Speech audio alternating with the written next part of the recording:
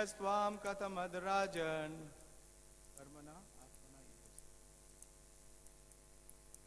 Karmana Atmana Ihase.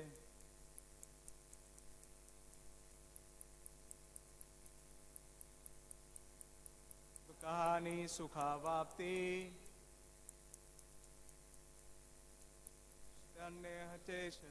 Mataji's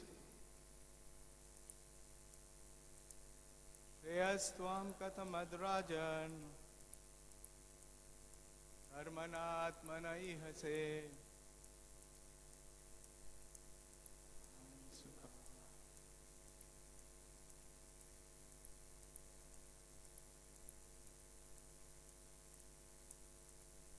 Shreyastvam Kathamadarajan.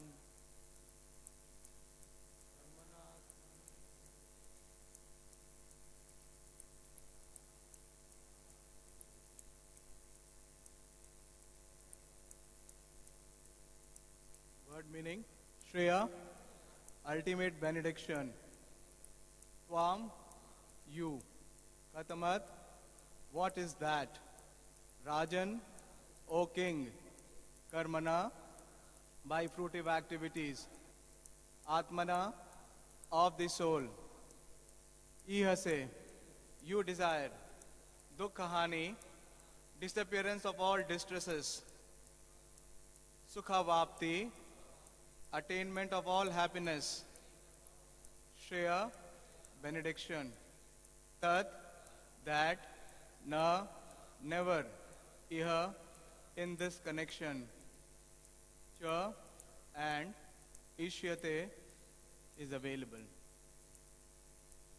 Translation and purport by His Divine Grace, Srila Prabhupada. Narad Muni asked King Parchini Bharishat, my dear king, what do you desire to achieve by performing these fruitive activities? There is a question being put by Narad Muni.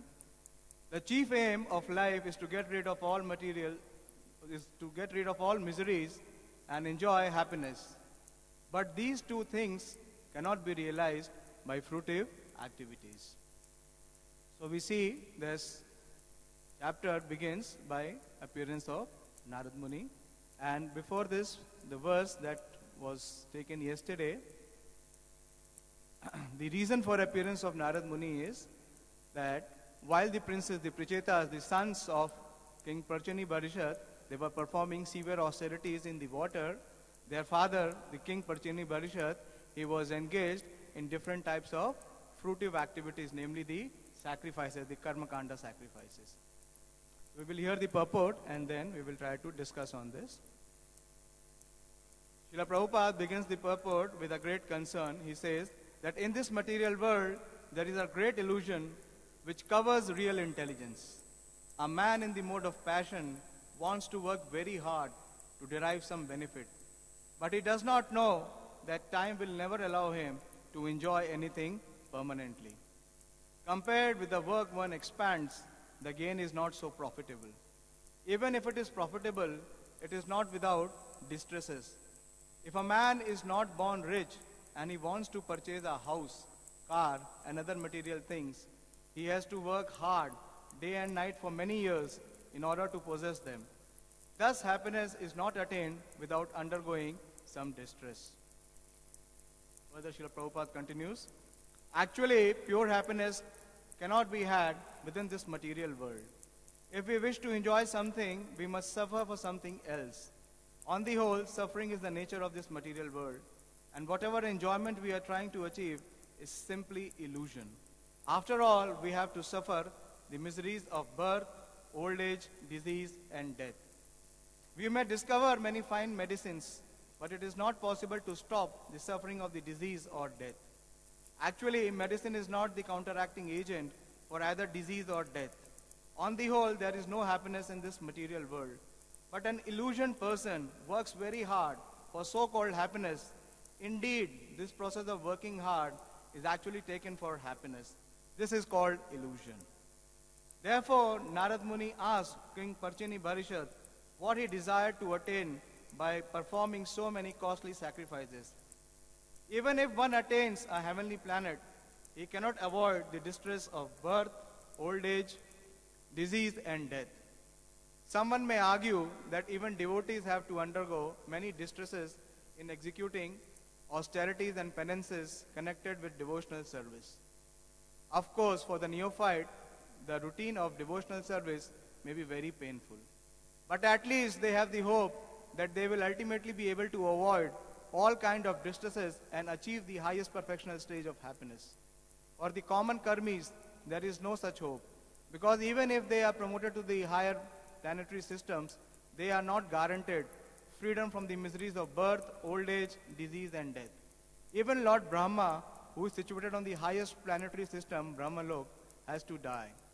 Lord Brahma's birth and death may be different from the ordinary man, but within the material world, he cannot avoid the distresses of birth, old age, disease and death. If one is all serious about attaining liberation from these miseries, he must take to devotional service. This is confirmed by the Lord himself in Bhagavad Gita 4.9. Janma karma chame divyam evam yo veti tattvata tyaktva deham punarjanma neti mameti so Arjuna. One who knows the transcendental nature of my appearance and activities does not, upon leaving this body, takes his birth again in this material world, but attains my eternal abode, O Arjuna. Thus, after attaining full Krishna consciousness, the devotee does not return to this material world after death. He goes back home, back to Godhead. This is the perfect stage of happiness, unblemished by any trace of distress. Very wonderful, eye-opening purport by His Divine Grace. Before we proceed, we will invoke auspiciousness. Om Ajnanatimirandhasya Jnananjana Shalakaya Chakshurunmilitam Yena Tasmai Shri Gurave Namah Shri Chaitanya Manobhishtam Sthapitam Yena Bhutale Swayam Rupa Kadamayam Dadati Swapadantikam Vandeham Shri Guru Shri Yuta Padakamalam Shri Gurun Vaishnavanscha Shri Rupam Sagrajatam Sahagana Raghunathanvitam Tam Sajivam Sadvaitam Savadutam Parijana Sahitam Krishna Chaitanya Devam Shri Radha Krishna Padan Sahagana Lalita Shri Vishakhanvitamscha He Krishna Karuna Sindhu Dinabandhu Jagatpate Gopesh Gopika Kanta Radha Kanta Namostute Tapta Kanchana Gaurangi Radhe Vrindavaneshwari Vrishabhanu Sute Devi Pranamami Hari Priye Vansha Kalpatarubhyascha Kripa Sindhu Bevacha Patitanam Pavanebhyo Vaishnavebhyo Namo Namah Jai Shri Krishna Chaitanya Prabhu Nityananda Shri Advaita Gadadhar Shivasadi Gaur Bhakti Vrinda Hare Krishna Krishna Krishna Hare Hare Hare Ram Ram Ram Hare Hare Namo Vishnu Padaya Krishna Preshtaya Bhutale Srimate Bhakti Vedanta Swami Niti Namine Namaste Saraswati Deve Gauravani Pracharine Nirvishesha Shunavadi Paschat Deshatarine. Hare Krishna. So here we see that Narad Muni has appeared on the scene, and before this chapter we were seeing that the discourse was happening between the sons of the King Prachini Bharisha, the Prachetas, and Lord Shiva. So for us, for those who are attending the discourse or who are hearing and reading Bhagavatam, this is a double retreat. Because a great Mahajan, Lord Shiva, was giving instructions in the just previous chapter. And now here, where Lord Shiva has left, Narad Muni has taken over.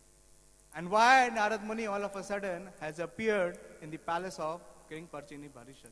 This is very important. The king does not desire that Narad Muni appear.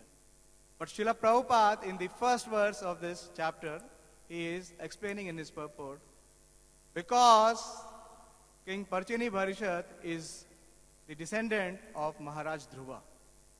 Maharaj Dhruva is a pure devotee who has been blessed by Narad Muni.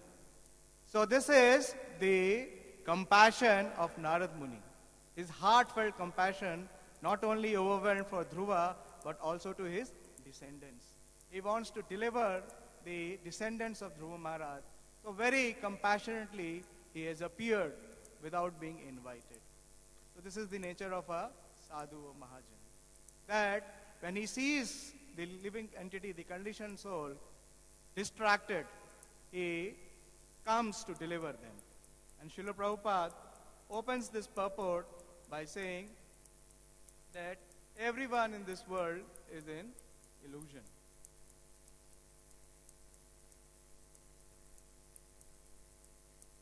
There is great illusion that covers the real intelligence. So what is this illusion? And what is the source of illusion? Prabhupada gives a statement that which covers the real intelligence. So this illusion is being infested by the modes, the material modes. Material modes, basically the mode of lower modes of passion and ignorance, it covers the real identity. The identity of the soul is covered by the great enemy which is called lust. Lord Shri Krishna enlightens and he inspires Arjuna that you please come out of this mode of passion and ignorance and be situated in the mode of goodness. So unless and until we are imbued in this lower modes of passion and ignorance, it is difficult to achieve the aim of life.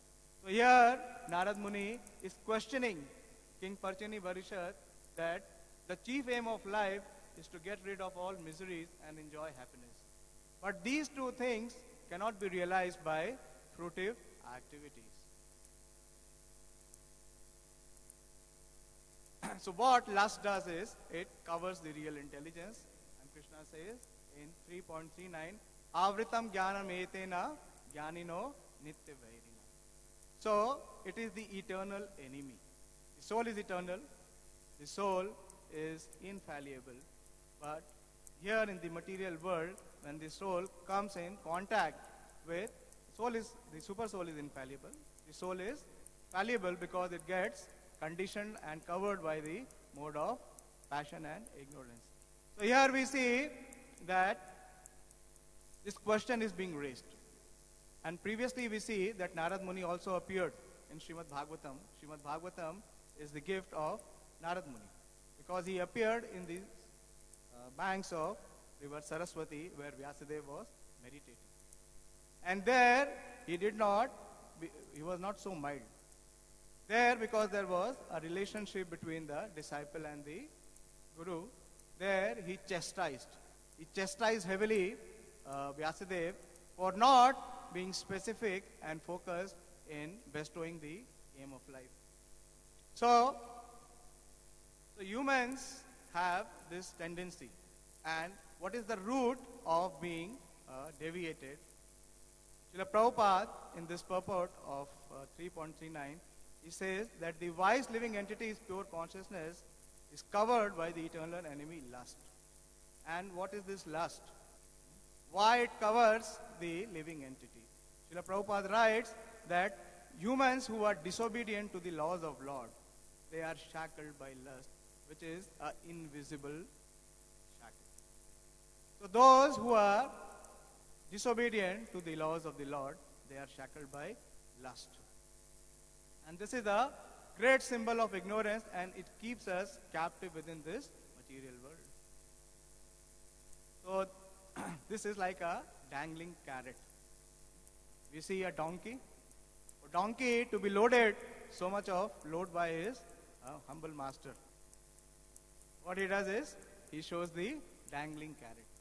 And because of the dangling carrot, the donkey is completely bewildered. So we see in Bhagavad Gita, Lord Krishna, when he speaks about devotional service, when he begins from the 7th chapter, he says that 4 kinds of people cannot take to the path of devotional service. Namam dushkritino mudha prapadyante naradhama. So, who is the mudha? Prabhupada gives a very emphatic purport to this, and he says that those karmis who are grossly foolish, who are engaged in fruitive activities. So, fruitive activity, so what is this fruitive activity? First, let us try and understand what is fruitive activity. And Prabhupada, in one of his purports in the book, Path of Perfection, he gives a clarity to what is fruitive activity.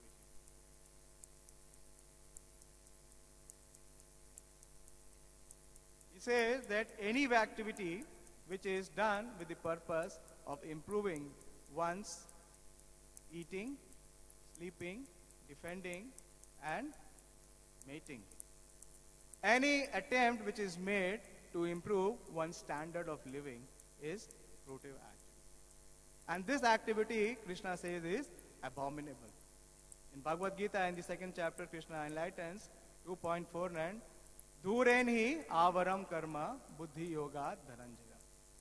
Buddhao sharanam anaviksha kripana palahetu. Krishna here is calling the fruitive workers as kripana, as the misers. Why? Because they are attached to the result of their work. And in Prabhupada, in this purport, gives a very revolutionary statement. He says that all work except Krishna consciousness is abominable, because it binds the worker to the repeated cycle of birth and death. And we see that before this verse, Krishna is enlightening. He is saying in 2.47 that karmanne vadikaraste. One has the right to perform his prescribed duty. Prabhupada writes that one has the proprietary rights to perform the prescribed duty. Not anything which is self-imposed, which is called as capricious work. Capricious work means work which is not prescribed by the authority. So if we engage in any activity which is not prescribed by the spiritual authority, that work is abominable, that is capricious, that is whimsical. And it binds us, it grinds us to the repeated cycle of birth and death, which Krishna says is abominable. Shri Shri Radha Parsarthi Bhagavan ki jai, Shri Shri Lalita Vishakha ji ki jai, Shri Shri Gaur Nitai ki jai, Shri Shri Sitaram Lakshman Hanuman ki jai. So we see that this activity is enamoring, it has overwhelmed all the conditioned living entities. Because unless and until there is a dangling carrot, there is some fruit that we want to avail and enjoy, we are not interested in doing any activity. Either grossly or subtly, we want to enjoy the fruits of any activity that we engage or initiate. So Prabhupada, in this purport to 2.47, he gives a very golden statement. He says how we have to perform duties.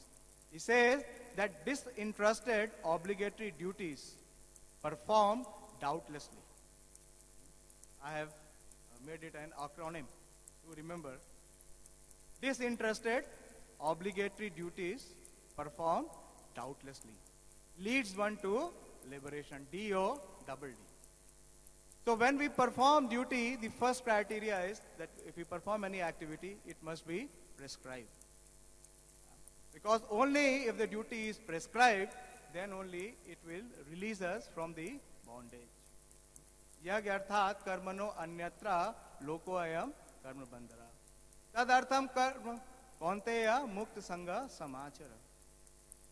And how we have to perform the duty? Srila Prabhupada is enlightening that we have to be disinterested. Where is the interest? The interest is in the outcome, in the fruit. So that we want to enjoy. And how it has to be performed? It has to be performed doubtlessly. There should not be any doubt that what is the gain for me in this prescription which is coming to me. And we see that the life example of such a obligatory duty being performed with doubtlessly with disinterested consciousness is with the prachetas. The prachetas, they have been given instructions by Lord Shiva to chant the mantra which he has given, which he has gifted them. And they are chanting this mantra for 10,000 years standing in water. And we see these prachetas are also descendants of Dhruva. Yes. And Dhruva was given the mantra by the same Narad Muni, and he achieved perfection in 6 months. And he did not have to stand within the water. He was on the banks of the water, which were where? Madhuban, one of the forests of Vrindavan. So there we see the prachetas, they are not having any doubt. And they are completely disinterested from when the success will come. There is no attachment. So this way we see that the Shastra is teaching us. Here there is an episode. This is an allegory, as Maharaj was explaining, that this particular chapter is named as the characteristics of King Puranjana. So this is Parokshvad. This story is being narrated by Narad Muni to awaken and basically rectify King Parchini Bharishat. And it is Parokshvad, means there is no direct reference. Indirectly he is hinting that how the king is enamored in fruitive activity. So we see when this dialogue that we are hearing or we are going through is between Narad Muni and King Parchini Bharishat. But actually this dialogue is being spoken by Maitreya Muni and Vidurji. So when Vidurji approaches Maitreya Muni, this is in the 3rd canto. These 2 particular cantos, it is Maitreya Vidur Samvad. In the 3rd canto, when first time Vidurji approaches Maitreya Muni and he humbly submits himself, this is the same question which has been asked now by Narad Muni. So Vidurji asked this question to Maitreya Muni. This is 3.5.2, that, O great sage, everyone in this world engages in fruitive activities to attain happiness. Why people are engaging in fruitive activity? To attain happiness. But one finds neither satiation nor the mitigation of distress. Contrary, they are getting distressed. So please therefore give us direction on how one should achieve real happiness. So this is not for Mahatma Vidur himself. Mahatma Vidur has already achieved the real happiness. Sukham atyantikam yat tad buddhi grayam atendriya. Veti yatra na chevayam sthita chalati manasa. Krishna says in Bhagavad Gita in 6.23 that this sukham atyantikam yat tad, that eternal happiness one can achieve by buddhi grayam atendriya, which is transcendental to the material senses. And once one is situated in this, Veti yatra na chevayam. And then he says, Yam labdva na chaparam labham manyate na adhikam tata. Yasmin sthito na dukkhe na gurunapi vichalyet. So once one is situated in this transcendental happiness, there is no tinge of distress or misery is coming to his life. So, this question is being raised to benefit not only King Parchini Bharishat, but to benefit all of us, those who are hearers and they are readers of Srimad Bhagavatam. The first thing to know is, Srila Prabhupada writes in this purport is, for the common man, he cannot understand God. It is not possible because he is in a polluted state of mind. So first thing one has to understand that one is under the spell of illusionary energy. He is under the influence of illusionary energy. And how does this illusionary energy work? It propels our fruitive mentality, our fruitive activities. So conditioned soul feels that if he engages in fruitive activities, he will enjoy happiness. So this fruitive activity is actually frivolous, it is futile, and it brings frustration, nothing else. So Srila Prabhupada says that this feeling of happiness while performing fruitive activity, one is having some feeling of happiness that he will achieve happiness. So this is the greatest enemy of the fruitive worker. And he is repeatedly victimized in the cycle of birth and death. And in one of the purports in Bhagavad Gita, Srila Prabhupada gives what is the source of this fruitive activity. Why the living conditioned soul, in spite of being enlightened, he is not able to give up these fruitive activities. This is in 2.41, Vyavasayatmika Buddhi Shlok. Srila Prabhupada says that fruitive activities are one's engagement of one's past on pious and impious deeds. So fruitive activity is so deep rooted that even the greatest of sages, it is very difficult for them to be out of this fruitive activity. That is why Krishna says, Name Vidur Surgana Prabhavacha Maharshiya. That even the great sages and demigod cannot know my origin and opulence. So what is the scope or hope for us to enter into the mysteries of Krishna? Prabhupada quotes this verse here, that Janma Karma Cha Me Divyam. Krishna, his Jan and Karma, there is no karma of Krishna. Because his Janma and his all activities are transcendental. They are beyond the realm of karma. So it is impossible for a conditioned soul to be able to enter into this secret.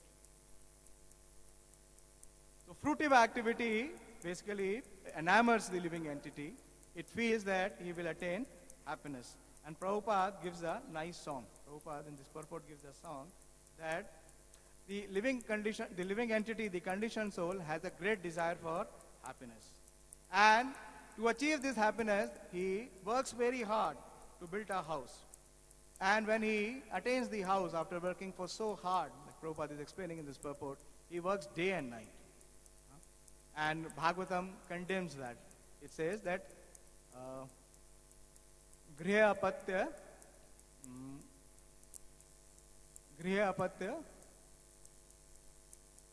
Deha apatya kalatradishu Atmashanyeshu asatsu api Tesham pramatta nidhanam Pashyanapi na pashyet.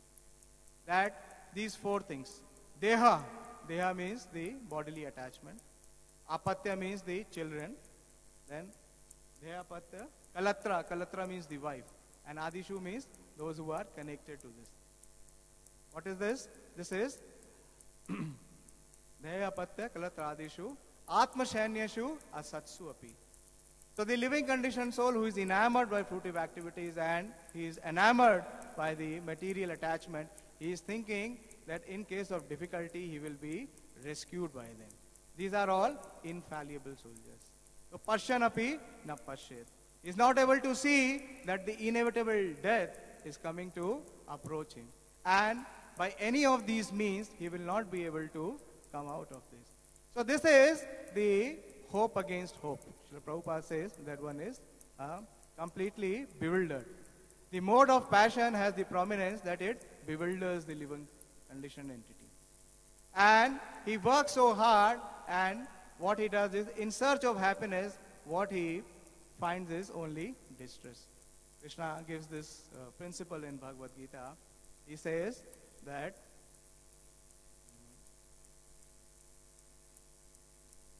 ये ही शमस्पर्शजा भोगा दुख यौने ही एवते आदि अंतवंत तु कौन्तेय ना तेषु रमते बुधा.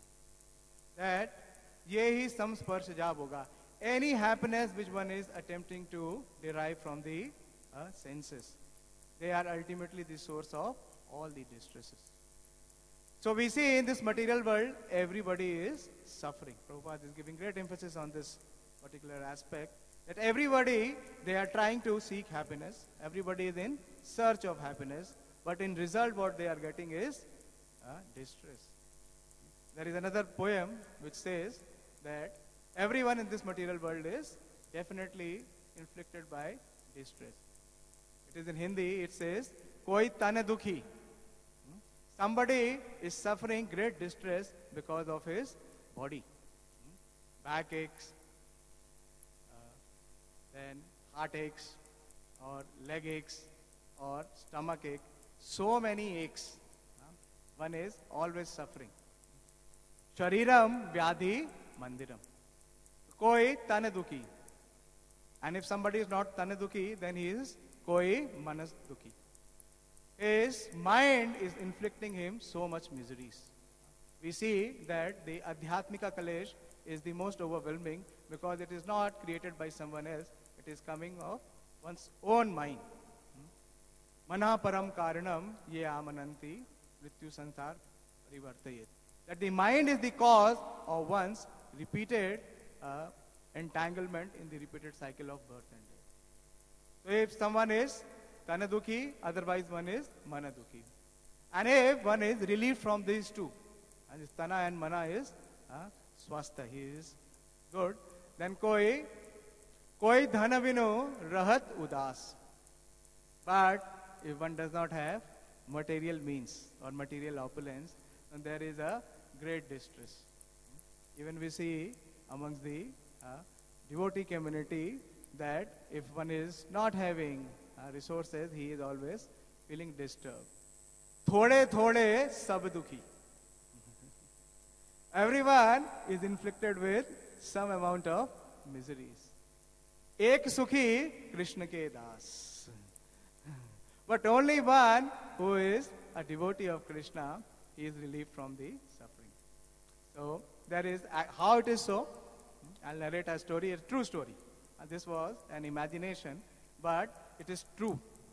How it is true that once in the temple, like our temple, a group of journalists came and they were surveying the temple.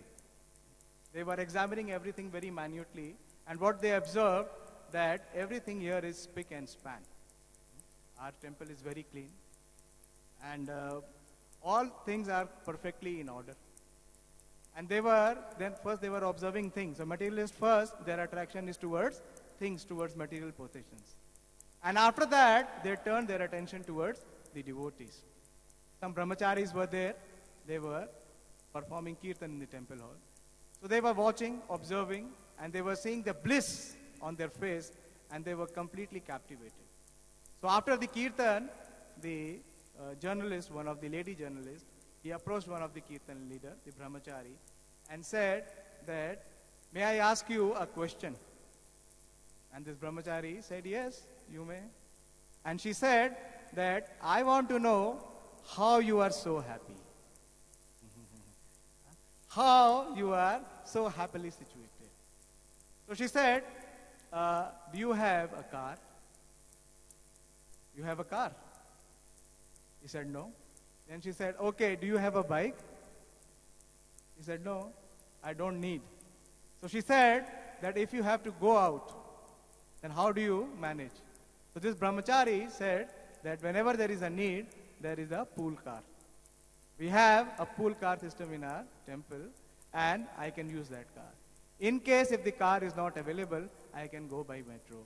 Commuting or conveyance is no problem. She was taken aback. Then she thought, she asked another question. That, do you have a bank account? Do you have a bank account? So this brahmachari said, no, we don't need a bank account. Brahmacharis are not supposed to maintain a bank account. So then she was further bewildered.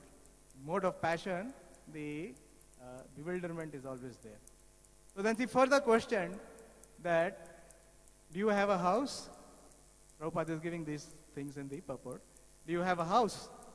So he said, no, I don't own a house, but I live in this house, which is Krishna's house. And wherever I need to sleep, I have my space. I can lie down in the mat and I can get space. So that is no problem. Then she finally asked. She was completely puzzled. She said, okay, tell me, do you have a girlfriend? The brahmachari, he said, no. You are not supposed to maintain a girlfriend.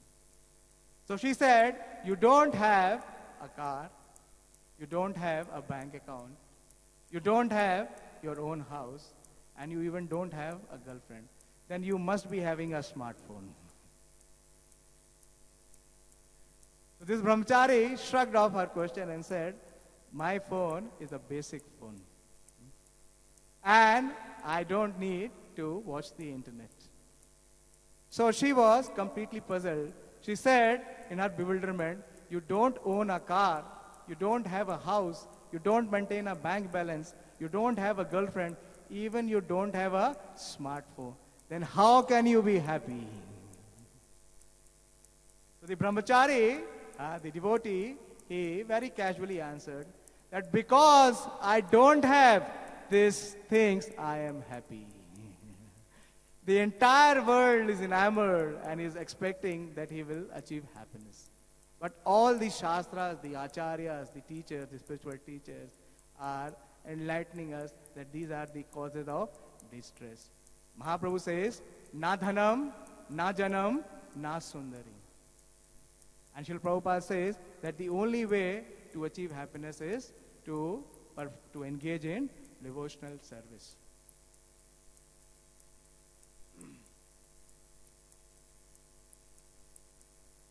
So Krishna also asked, Arjuna also asked such a question.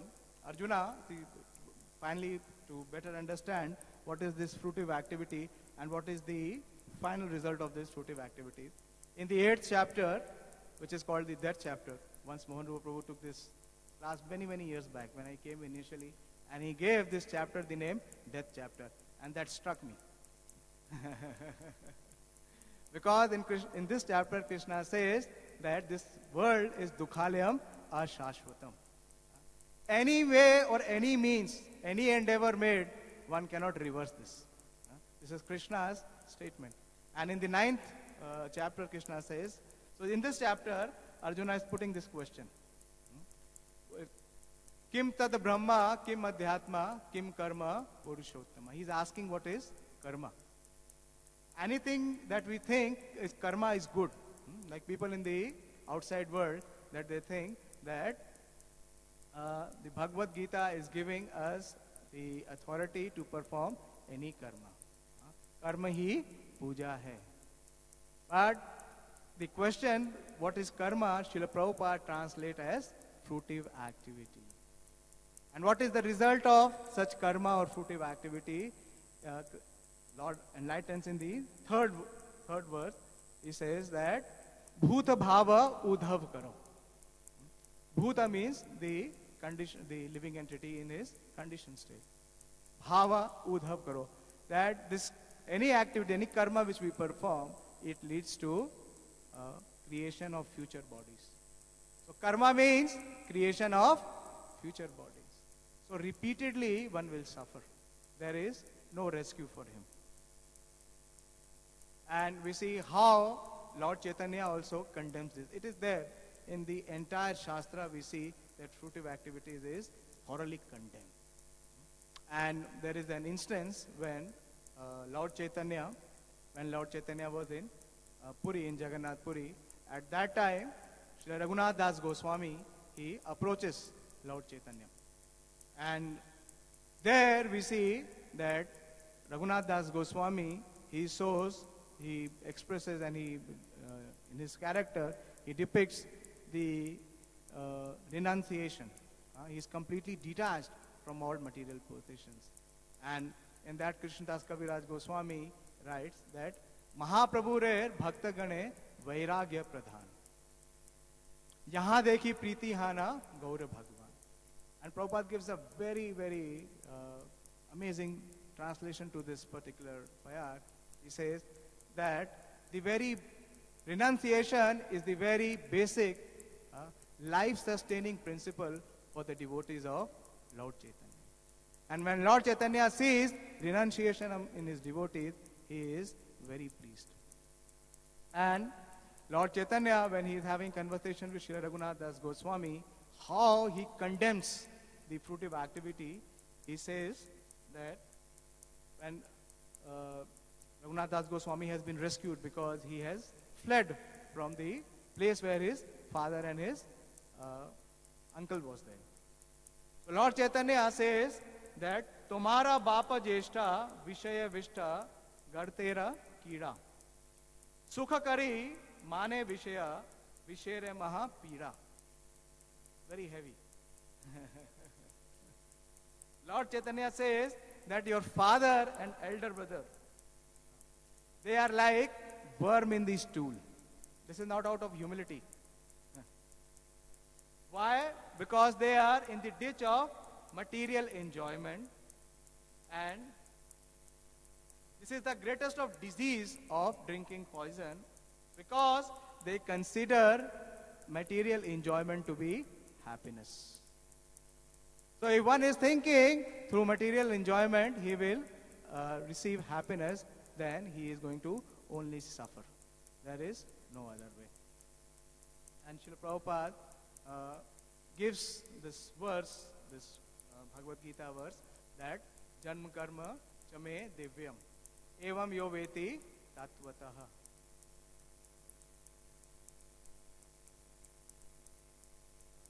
So this, and Prabhupada is enlightening that if one enters into devotional service, then all his distress can be removed. There is no other solution. By performing, there is one way. One is the materialists, the karmis, they are being condemned because they perform fruitive activities. They want to enjoy the results of their activities. But a devotee, in contrast, he performs devotional service. What is devotional service? Whatever he works, it is only for the pleasure of the Lord.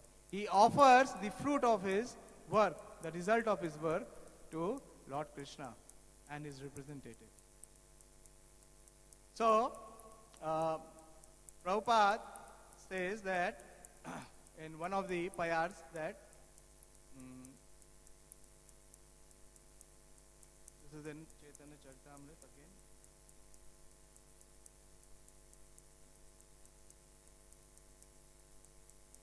And when Lord Chaitanya was traveling in the holy places, he reached Udupi. He had the darshan of the Gopala deity, and there were Tattvavadis. This is a place of Sripad Madhavendra Puri. Madhvacharya. So there, Lord Chaitanya, in his humility, he inquires from the chief, from the Acharya of the Tattvavadis, because he had pride. Lord Chaitanya took a humble position and he inquired from the Acharya of that Tattvavadis that what is the aim of life? I do not know, so you kindly enlighten. And when this Acharya spoke, he spoke about Varnashram Dharma, and he spoke about 5 kinds of liberation to be able to achieve the abode of the Lord. But Lord Chaitanya did not accept it. He says that Karma Ninda Karma Tyaga Sarva Shastra Kahe Karma Haite Prema Bhakti Krishna Kabhu Nahe. So Lord said that every revealed scripture is condemning the fruitive activities. So if one is engaged in these fruitive activities, there is no scope for him to achieve Krishna Prema or achieve the goal of life. So how can one enter into the devotional service? Krishna says in the 11th chapter and the 54th verse, he says that Bhaktya tvananya shakya aham evam vidu Arjuna gyatum drishtum cha tatvena pravishtum cha parantapa. So how to know that Krishna's birth and his activities are all transcendental? So here, evam yo veti tattvataha. So to know, the Acharyas explains that one has to go to a tattvavit. And who is a tattvavit? Nasato vidyate bhavo, na bhavo vidyate sata, upiharo bhi dashto antas te anyos tattva darshibi. Those who are the seers of the truth, and they have realized the difference of nature between what is spiritual and what is material. So unless and until one takes shelter of such tattvavit, it is not possible to begin to understand Krishna. Srila Prabhupada in this purport says that one cannot understand Krishna by mental speculation. For one who does not take personal training under the guidance of a bona fide spiritual master, it is impossible to even begin to understand Krishna. What to say of accepting Krishna's karma or these leelas. And in this 4.9, the verse which Srila Prabhupada is quoting, Srila Prabhupada in the purport is giving a great hope and direction for us. He says that what is this Janma and Karma of Krishna? Srila Prabhupada quotes one of the Upanishads. This is Purusha Bodhini Upanishad, and